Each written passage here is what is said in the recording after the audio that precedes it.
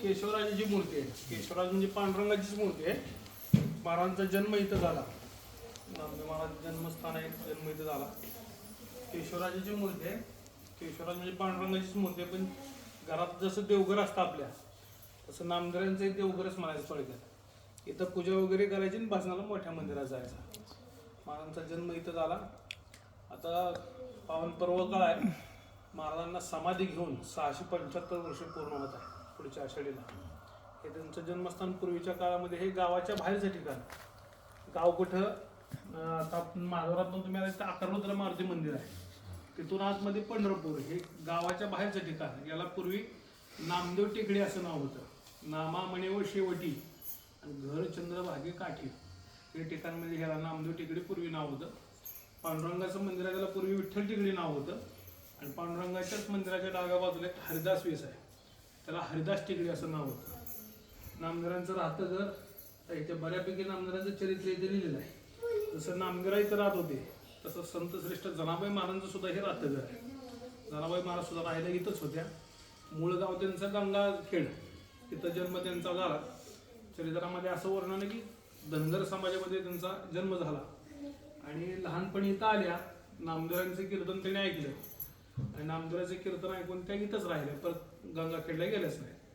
म्हणजे जनाबाईंच्यासाठी देव इथं स्वतः येत होते, दळणकांडण करत होते. ती ही वास्तू आहे. इथं ज्ञानेश्वर महाराज आदी संत, बरेच संत मुक्कामी इथं राहत गेलेले आहेत. एकेकाळचा प्रसंग असा की नामदेव महाराज इथं राहत असताना म्हणजे मोठा वादळ आलं, पाऊस झाला. त्याच्यामध्ये नामदेवांचं छप्पर होतं, घर होतं, ते तुटून गेलं.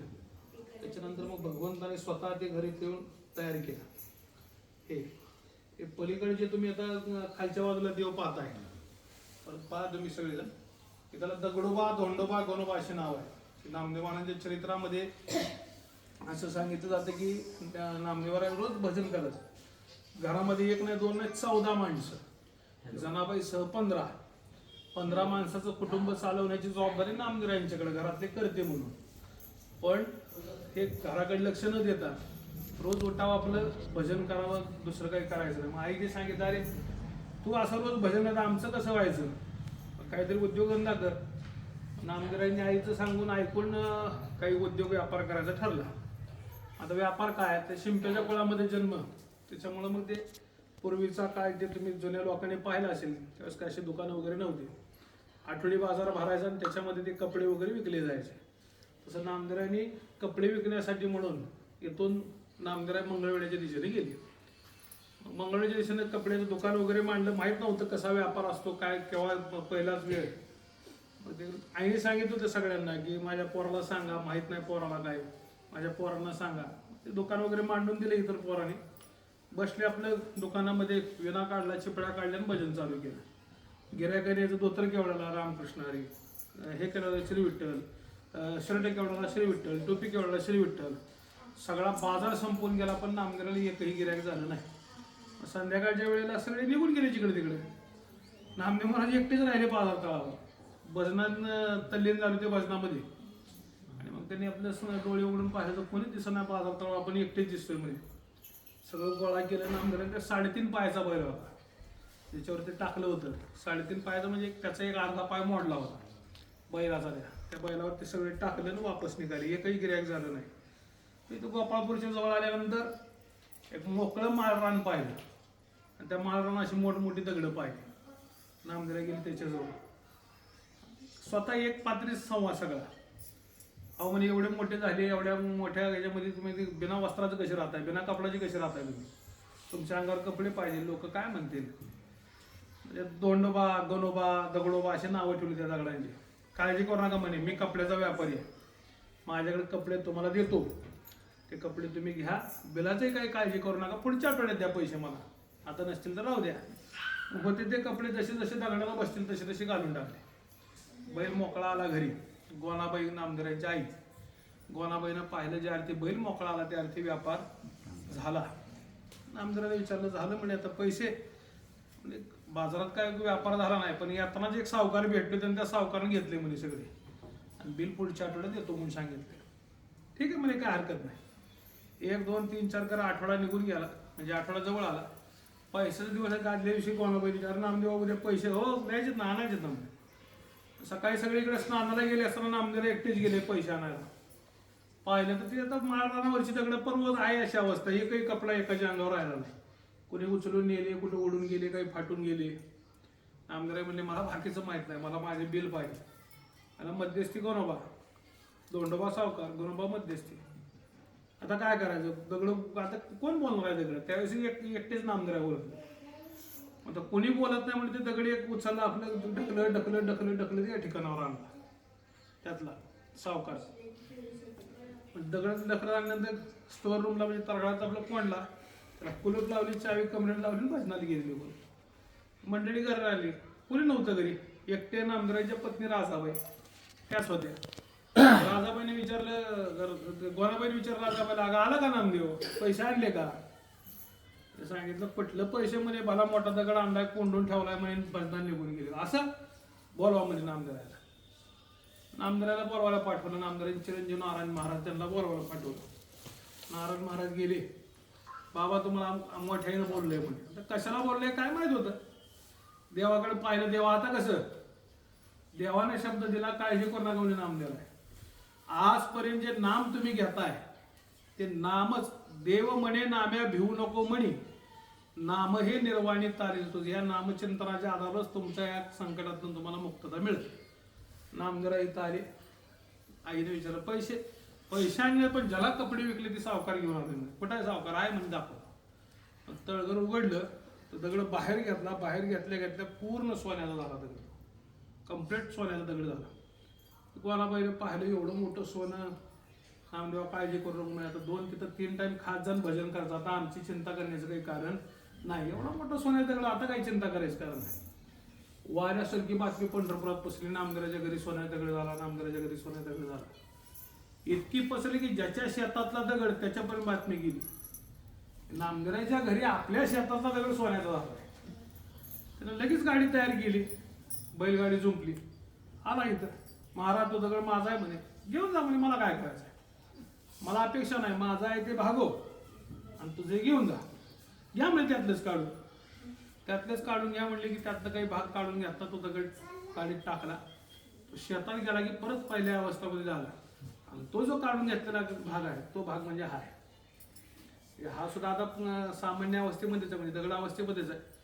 आजही पंढरपुरामध्ये जे काही नामदेवाच्या परिवारातली काही कपड्याचे व्यापारी लोक आहेत, शिंपी समाजाचे, वर्षाच्या पहिली सुरुवात इथं कपडे वाहतात आणि मग आपला व्यापार चालू करतात. दगडोबा, दोंडोबा, गणोबा अशी देवस्थान आहे.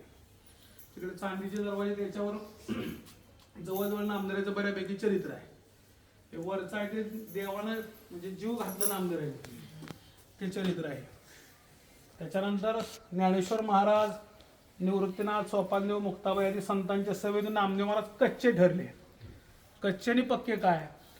कच्चे म्हणजे ज्यांना देव मिळाला ते, म्हणजे आता देव मिळणं हे साहजिक आहे. तुम्हाला आम्हाला सुद्धा देव बऱ्याच वेळा मिळाला आहे, पण देव मिळून फायदा नाही, देव कळाला पाहिजे.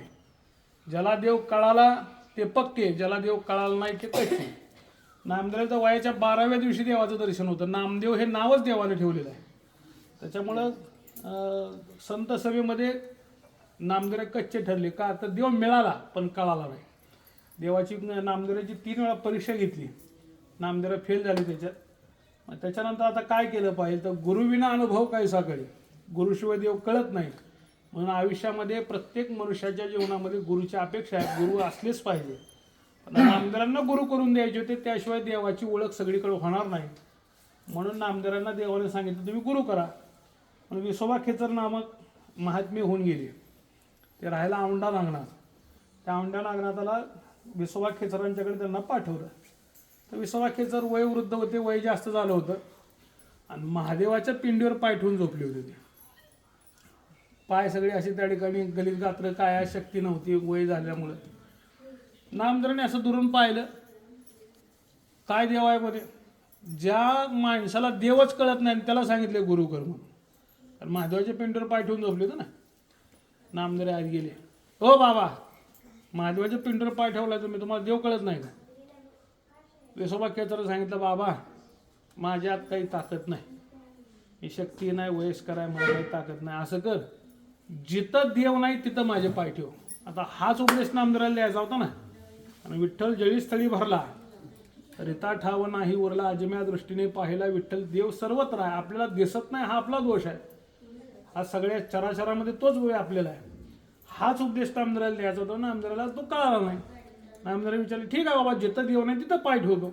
पाय उचलला, फिरून दुसरीकडे ठेवणार, आपोआप महादेवाचे पिंड तिथे एक तयार झाले. तिथनं उचलला, तिसरीकडे ठेवला, आपोआप पिंड जाय. असं 5-6 वेळा घडल्यानंतर नामदेवाच्या लक्षात आलं, यांनी देवावर पाय ठेवला, देवालाच यांच्या पायाची अपेक्षा आहे. म्हणून शरण गेले आणि त्यांच्याकडनं गुरु उपदेश घेतला. तो प्रसंग इथं दाखवलेला आहे. त्याच्यानंतर तो गुरु उपदेश घेतल्यानंतर नामदेव महाराज ज्यावेळेस पंढरपूरला निघाले, त्यावेळेस खरंच देवाची ओळख नामदेवाला सर्वत्र झाली आहे का? मग देवाने एका कुत्र्याचं रूप घेतलं. सकाळची वेळ होती, नामदेव आपलं स्वयंपाक करून देवाला नैवेद्य दाखवायचा आणि नैवेद्य दाखवून आपलं पुढं चालायची. स्वयंपाक तयार केला, पाणी आणायला गेले असताना कुत्रा आलं. त्या कुत्र्यानं नामदेवाची रोटी ती घेतली आणि कुत्रं लागलं पळायला. नामदेवाने हातामध्ये तुपाची वाटी घेतली आणि सांगितलं, देवा कोरडी खाऊ नकोस, त्याला तूप लावून खा. कोरडी खाशील तर पोटात दुखल. मग देवानं आपलं कुत्र्याचं रूप टाकलं, ओळख दिली. की मला कसं काय ओळखलं? मागं 3 वेळा तुमची परीक्षा घेतली पण ओळखता आलं नाही, आता कसं ओळखलं? नामदेवाने सांगितलं, नामा म्हणे खेचर पायी आणि ओळखी झाली सरावाठाई. गुरुचा उपदेश झाला आणि त्याच्यामुळं माझी ओळख झाली. त्याच्यानंतर ज्ञानेश्वर महाराज नामदेवराय तीर्थयात्रेला जात असताना नामदेवरायांचा आणि देवाचा हात एकत्र, ज्ञानोबारायांचा हात एकत्र देत असताना देव आहे. आणि वरचा जो प्रसंग आहे तो औंढ्या नागनाथाला, जे 12 ज्योतिर्लिंगापैकी एक ज्योतिर्लिंग आहे. आजही आपण गेलं तर तिथे त्या मंदिराचं तोंड उलट्या दिशेला आहे. मंदिराचं तोंड उलट्या दिशेला आहे. त्याचं कारण काय? नामदेवराय यात्रा करत असताना मुक्काम पडला औंढ्यामध्ये. औंढ्यामध्ये मुक्काम पडला, शिवरात्रीचा दिवस होता. तर चला भजन कीर्तन करून म्हणून आपल्या समोर, मंदिराच्या समोर नामदेवरायांनी कीर्तन चालू केलं. आतनं ब्राह्मण लोक आले, त्यांनी सांगितलं, अहो म्हणे हे इथं चालत नाही म्हणे, तुमच्या पंढरपूरमध्ये इथं फक्त वैदिक धर्म चालतो. कीर्तनच करायचं असेल तर मंदिराच्या मागे जा म्हणे, तिथं काही तुम्हाला अडचण येणार नाही.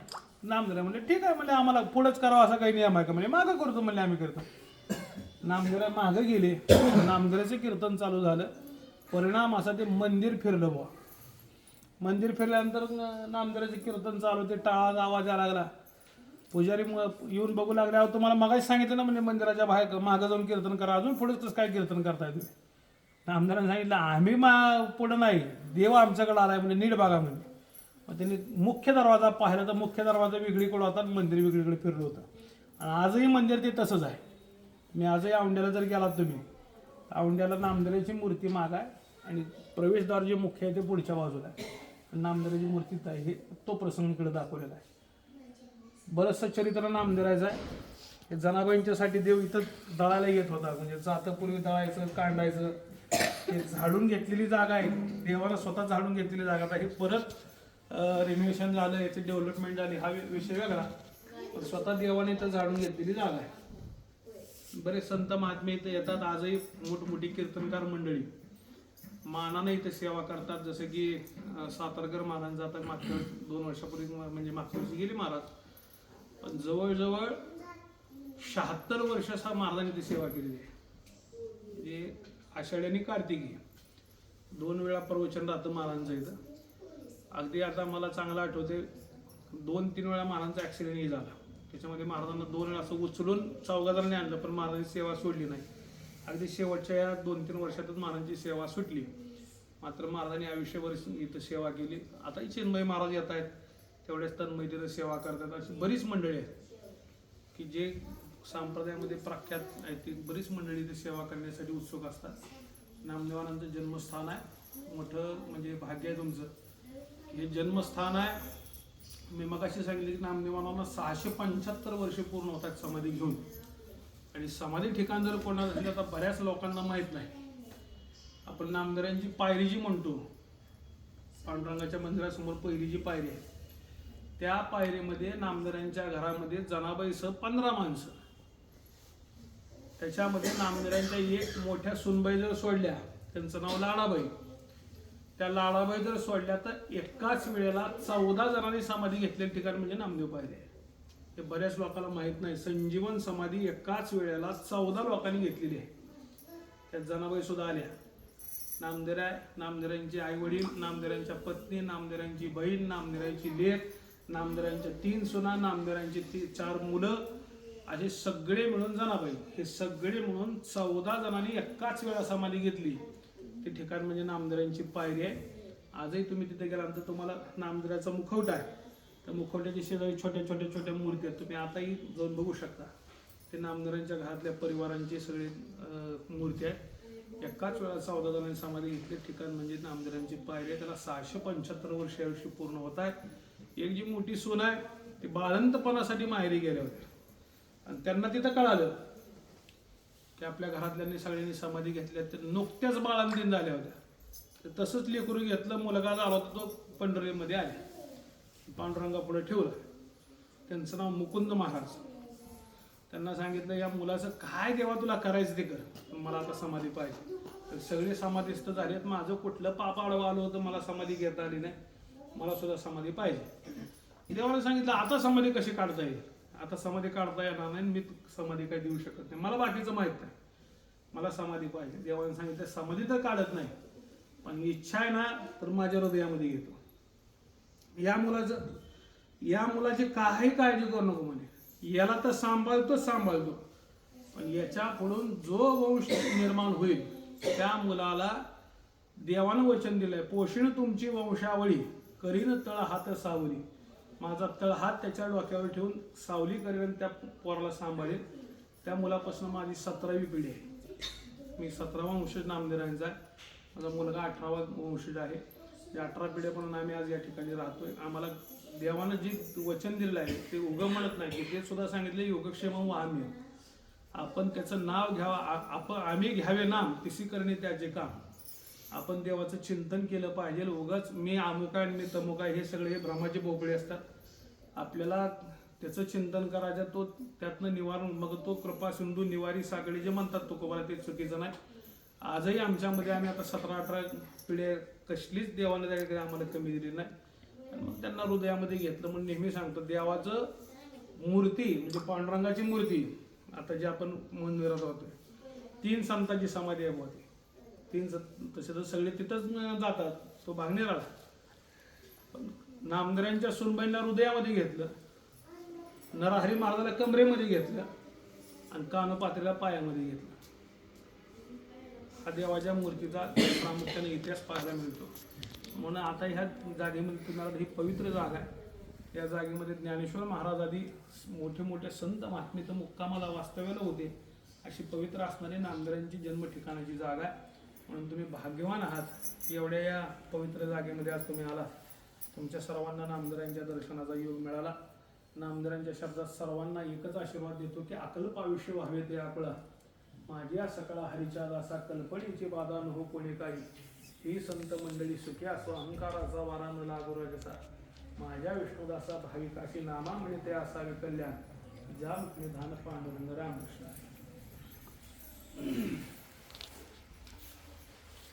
महाराजांचा नंबर असतो दरवर्षी